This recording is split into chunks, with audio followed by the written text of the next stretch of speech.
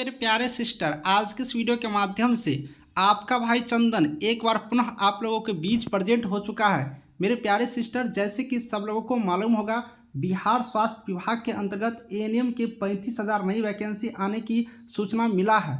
अब इस 35,000 सीटों में अगर आपको भी एक सीट पक्का करना है, एक सीट पे नौकरी लेना है, तो पढ़ाई करना स्टार्ट कर दीजिए। अभी से धीरे धीरे पढ़ाई करेंगे जिससे कि हम लोग को एक सीट हो सके। जीके सामान्य ज्ञान की क्लास भी हम शुरू कर दिए हैं। ये मेरा पहला क्लास है। आप सारे कैंडिडेट इस क्लास को अच्छी तरीके से करिए। सभी सब्जेक्ट के क्लास हम शुरू कर दिए हैं। आप लोग को एएनएम के टेक्निकल क्वेश्चन का क्लास भी शुरू किए हैं। जिनको क्लास छूट गया है, प्ले लिस्ट बना दिए हैं। मिडवाइफरी एएनएम मिडवाइफरी सब्जेक्ट अभी शुरू किए हैं, उसको देखिए। सब्जेक्ट वाइज क्लास कराएंगे, सभी टॉपिक पर कराएंगे, इसलिए आप सारे कैंडिडेट उस क्वेश्चंस को देखिए। और दोस्तों, अगर आपको डाउट होगा तो पूछिएगा। टेलीग्राम ग्रुप का लिंक डिस्क्रिप्शन में है, ज्वाइन करिए। वहाँ पर आपको पीडीएफ भी मिलेंगे। कोई डाउट होगा तो पूछिएगा। मैथ रीजनिंग का भी क्लास शुरू करेंगे बहुत ही जल्द।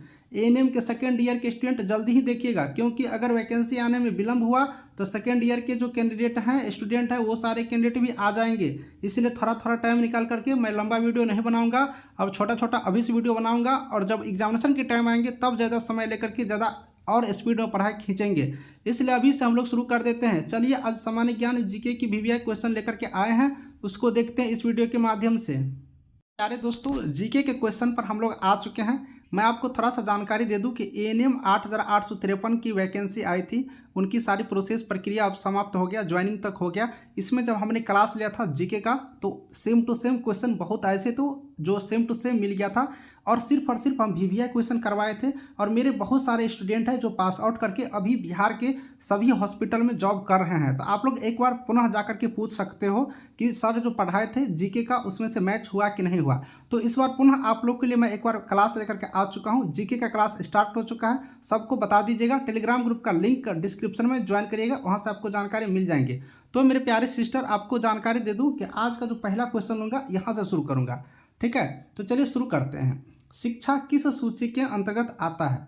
अब देखिए, सबसे पहले यहाँ पर सूची की बात किया गया, तो हम लोग सूची के बारे में जान लेते हैं। देखिए, सूची 3 प्रकार के होते हैं, 3 सूची है। एक है राज्य सूची, समवर्ती सूची और संघ सूची। तो 3 सूची हो गया, और इन्हीं 3 सूची के अंतर्गत सारे कुछ को रखा गया है। तो आज जो क्वेश्चन बना है, शिक्षा किस सूची के अंतर्गत आते हैं, तो शिक्षा यहाँ से जो बात करेंगे हम लोग, तो समवर्ती सूची के अंतर्गत आते हैं। तो यहाँ से ऑप्शन क्या हो गया? बी मेरा सही हो गया। शिक्षा समवर्ती सूची के अंतर्गत आते हैं। अब मेरा नेक्स्ट क्वेश्चन है, यहाँ से देख लेंगे कि इंडियन हाउस कहाँ स्थित है। इंडियन हाउस कहाँ स्थित है? ऑप्शन है भारत में, चीन में, लंदन में, अमेरिका में। चलिए, आप लोग भी कमेंट करिएगा कि कहाँ लंदन हाउस स्थित है, सॉरी इंडियन हाउस स्थित है। तो इंडियन हाउस की बात करिएगा तो इंडियन हाउस लंदन में स्थित है। ऑप्शन यहाँ से सी क्या हो गया? राइट आंसर हो गया, ठीक है। तो इंडियन हाउस कहाँ स्थित है? लंदन में। चलिए नेक्स्ट क्वेश्चन कर लेते हैं। लाफिंग गैस का रासायनिक सूत्र क्या है? अब ये साइंस की क्वेश्चन है, तो साइंस की क्वेश्चन है तो लगभग सबको याद होंगे। लाफिंग गैस का रासायनिक सूत्र क्या है? H2N, N2O, N3O, H2N। चलिए बताइए यहाँ पर लाफिंग गैस का रासायनिक सूत्र क्या है? तो लाफिंग गैस का रासायनिक सूत्र सबको लगभग याद होगा, N2O होता है नाइट्रस ऑक्साइड, ठीक है ना। तो ऑप्शन नंबर बी यहाँ से क्या हो गया? Right answer, N2O nitrous oxide laughing gas का रासायनिक सूत्र होता है। चलिए नेक्स्ट क्वेश्चन हम लोग कर लेते हैं। नेक्स्ट क्वेश्चन मेरा इस तरह से, मुद्राक्षस का लेखक कौन है? मुद्राक्षस का लेखक कौन है? ऑप्शन है विशाला दत्त, उसके बाद है महेश राणा, विशाखा दत्त और राकेश भाटिया। चलिए बताइए, यहाँ पर आप लोग को बताना है मुद्राक्षस का लेखक कौन है। तो मुद्राक्षस का लेखक की बात करेंगे तो विशाखा दत्त है। Option number C. यहाँ पर देखिए, एक बात आपको समझना होगा कि विशाल दत्त है और यहाँ पर विशाखा दत्त है, तो दोनों अंतर है, इसलिए यहाँ पर विशाल दत्त नहीं होगा, इसका विशाखा दत्त होगा। तो मुद्राक्षस का लेखक कौन हो गया?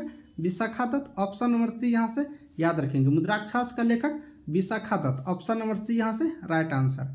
चलिए अगला क्वेश्चन कर लेते हैं। अगला क्वेश्चन मेरा इस तरह से, आप लोग देख लेंगे, रूसी क्रांति कब हुआ था? रूसी क्रांति कब हुआ था?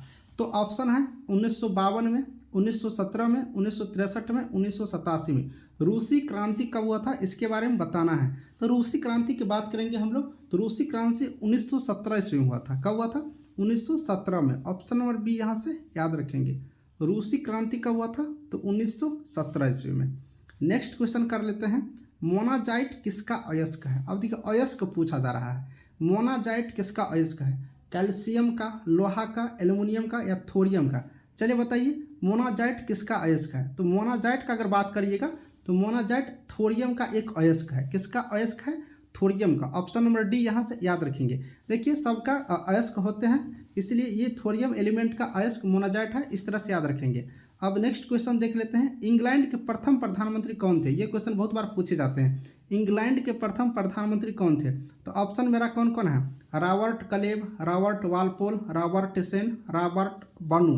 तो यहाँ से बताना है इंग्लैंड के प्रथम प्रधानमंत्री। तो इंग्लैंड के प्रथम प्रधानमंत्री के बात अगर करिएगा तो इंग्लैंड का प्रथम प्रधानमंत्री रॉबर्ट वालपोल है। रॉबर्ट वालपोल यहाँ पर इंग्लैंड के प्रथम प्रधानमंत्री है। तो ऑप्शन नंबर बी यहाँ से याद रखेंगे। अब हम लोग देख लेते हैं अगला क्वेश्चन, आज़ाद हिंद फौज का गठन कब हुआ था? अब आज़ाद हिंद फौज के गठन की बात कर लेते हैं। ऑप्शन क्या क्या है? 1942, 1917, 1963 और 1987। तो आज़ाद हिंद फौज के गठन की बात करेंगे तो आज़ाद हिंद फौज का गठन 1942 ईस्वी में हुआ था। तो ऑप्शन नंबर ए यहाँ से याद रखेंगे, 1942 ईस्वी में आज़ाद हिंद फौज का गठन हुआ था। चलिए नेक्स्ट क्वेश्चन कर लेते हैं 138 का। अभी 138 नंबर पे है, लोदी वंश के अंतिम शासक कौन थे? यहाँ पर देखिए शासक लिखा हुआ है, शासक पढ़ना है। तो लोदी वंश का अंतिम शासक का बात यहाँ पर कर रहे हैं। तो इब्राहिम लोदी, बाबर, राणा संगा और प्रेम लोदी। तो बताइए लोदी वंश का अंतिम शासक। देखिए इसमें लोदी लगा हुआ है, तो लोदी से आप लोग इब्राहिम लोदी याद रखिएगा। ऑप्शन नंबर ए सही है, इब्राहिम लोदी लोदी वंश के अंतिम शासक थे, है ना। तो ये यहाँ से याद रखेंगे। नेक्स्ट क्वेश्चन हम लोग कर लेते हैं, गोरसप्पा जलप्रपात किस नदी पर है? अब देखिए गोरसप्पा जलप्रपात किस नदी पर है? तो गंगा नदी पर, यमुना नदी पर, शरावती नदी पर, एक और ऑप्शन दे देते हैं, एक और ऑप्शन ब्रह्मपुत्रा नदी पर। तो चलिए बताइए यहाँ पर गोरसप्पा जलप्रपात पूछ रहा है, तो गोरसप्पा जलप्रपात किस नदी पर है? अगर आप लोग को याद है तो आप लोग भी कमेंट करिएगा। तो गोरसप्पा जलप्रपात की बात करेंगे ये शरावती नदी पर है। कहाँ पर है? शरावती नदी पर। ऑप्शन नंबर सी यहाँ से याद रखेंगे। तो ये समझिए कहाँ पर है गोरसप्पा जलप्रपात? तो शरावती नदी पर। चलिए नेक्स्ट क्वेश्चन कर लेते हैं 140 का। राष्ट्रीय समुद्र विज्ञान संस्थान कहाँ है? राष्ट्रीय समुद्र विज्ञान संस्थान कहाँ है? केरल में, गोवा में, तमिलनाडु में या फिर उड़ीसा में? तो राष्ट्रीय समुद्र विज्ञान संस्थान की बात करेंगे तो ये गोवा राज्य में स्थित है। कहाँ पर स्थित है? गोवा में। और गोवा का राजधानी कहाँ है? पणजी है। गोवा की राजधानी कहाँ है? पणजी है। और ये छोटा राज्य है, थोड़ा इसको याद रखेंगे। तो राष्ट्रीय समुद्र विज्ञान कहाँ है? तो गोवा में। चलिए अब नेक्स्ट क्वेश्चन हम लोग कर लेते हैं, राज्यसभा का पदेन अध्यक्ष कौन होता है? राज्यसभा होता है ना और लोकसभा। यहाँ पर देखिए राज्यसभा और एक होता है लोकसभा, दोनों समझ लीजिए। तो देखिए लोकसभा छोटा होता है ना, लोकसभा छोटा है किस से? तो राज्यसभा से। ये चीज़ याद रखेंगे, ये नहीं कि राज्यसभा छोटा होता है, राज्यसभा बड़ा होता है और लोकसभा छोटा होता है। तो यहाँ से याद रखना है ये क्वेश्चन कि राज्यसभा का पदेन अध्यक्ष कौन होता है? राष्ट्रपति, उपराष्ट्रपति, प्रधानमंत्री या फिर राज्यपाल? तो अगर बात करेंगे राज्यसभा का पदेन अध्यक्ष, तो राज्यसभा का पदेन अध्यक्ष उपराष्ट्रपति होते हैं। तो ऑप्शन नंबर बी यहाँ से हम लोग का सही आंसर हुआ, राज्यसभा का पदेन अध्यक्ष उपराष्ट्रपति। चलिए नेक्स्ट क्वेश्चन कर लेते हैं। नेक्स्ट क्वेश्चन मेरा क्या है, सेना दिवस कब मनाया जाता है? सेना दिवस, सेना दिवस कब मनाया जाता है? 10 जनवरी, 12 मार्च, 22 दिसंबर या फिर 15 जनवरी? बताइए सेना दिवस कब मनाया जाता है? तो सेना दिवस हम लोग प्रत्येक वर्ष मनाते हैं 15 जनवरी को। कब मनाते हैं? 15 जनवरी को मनाते हैं। ऑप्शन नंबर डी यहाँ से याद रखेंगे। चलिए नेक्स्ट क्वेश्चन कर लेते हैं, चक्रपात किसके कारण होता है? चक्रपात, चक्रपात किसके कारण होता है? उच्च दाब के कारण, निम्न दाब के कारण, माध्यम दाब के कारण, उच्च दाब निम्न दाब दोनों के कारण? बताइए चक्रपात किसके कारण होता है? तो चक्रपात की अगर बात करिएगा तो चक्रपात आप लोग को निम्न दाब के कारण होता है। किसके कारण होता है? निम्न दाब के कारण होता है। ऑप्शन नंबर बी याद रखेंगे।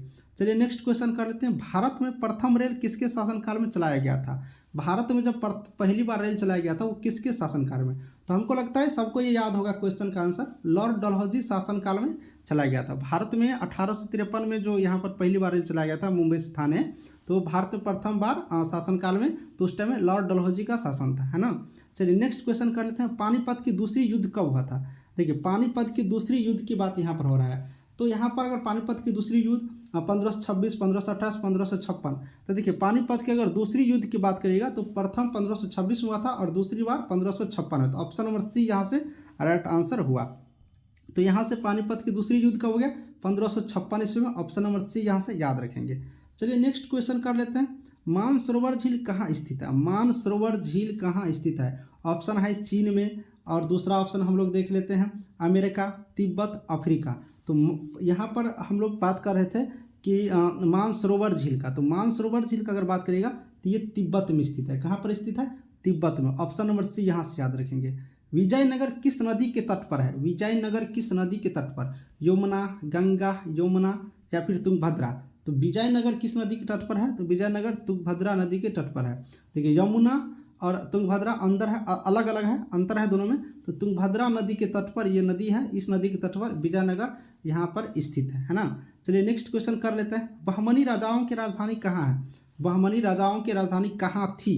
तो बहमनी राजाओं की राजधानी पाटलिपुत्र, गुलबर्ग, मगध या फिर कानपुर। तो बहमनी राजाओं की राजधानी की अगर बात करेगा तो इसकी राजधानी गुलबर्ग थे। कहाँ पर थे? गुलबर्ग। ऑप्शन नंबर बी याद रखेंगे। बहमनी राजाओं की राजधानी कहाँ थी? गुलबर्ग। अब यहाँ पर है कि रेबीज नामक रोग किसके द्वारा उत्पन्न होता है? रेबीज नामक रोग विषाणु, जीवाणु, जलजनित रोग या इनमें से कोई नहीं। चलिए बताइए। तो रेबीज नामक रोग की अगर बात करेंगे तो रेबीज विषाणु के कारण उत्पन्न होते हैं। ऑप्शन नंबर ए यहाँ से याद रखेंगे। रेबीज जो होता है वो विषाणु के कारण ये रोग उत्पन्न होते हैं। एक और क्वेश्चन कर लेते हैं। मानव का सामान्य रक्तदाब कितना होता है? देखिए ये क्वेश्चन लगभग सबको याद होगा। मानव का सामान्य रक्तदाब कितना होता है? तो मानव का सामान्य रक्तदाब 120/80 mm होता है। कहते हो ना ब्लड प्रेशर, तो वही है 120/80। सामान्य रक्तदाब यहाँ पर 120/80 होते हैं, है ना, mm में। तो यहाँ से याद रखेंगे 120/80 mm सामान्य रक्तदाब होता है मानव का। तो मेरे प्यारे दोस्तों, आपको ये सारे क्वेश्चन समझ में आ गए होंगे जो अभी हमने करवाए हैं। 50 तक क्वेश्चन करवाए हैं, 131 से 150 तक, यानी कि टोटल 20 क्वेश्चन यहाँ पर हमने करवाए हैं। मेरे प्यारे जो सिस्टर यहाँ पर ब्रदर जो भी पढ़ाई कर रही हो, सबको मैं बता दूं एएनएम भी बिल्कुल रूप से मैं आप लोग को इस बार पास करवा कर छोड़ूंगा। पूरे बिहार में एएनएम छा दूंगा। आप लोग अच्छा से पढ़ाई करते रहिए। हर एक क्वेश्चन लाएंगे, एक एक सब्जेक्ट का लाएंगे। अभी बस शुरुआती दौर है, इसलिए मैं आपको अलग अलग नहीं कर पा रहा हूँ। ये जीके जीएस का क्लास है, आप लोग को सारे क्वेश्चन करवाएंगे। आज की इस वीडियो में इतना ही रहने देते हैं। अगर आपको वीडियो अच्छा लगा होगा तो चैनल को सब्सक्राइब करके अपने दोस्तों को शेयर करिए, जिससे कि ज़्यादा लोग जुड़ेंगे तो हमें पढ़ाने में भी अच्छा लगेगा। चलिए इस वीडियो को यहीं पर समाप्त करते हैं। Thank you.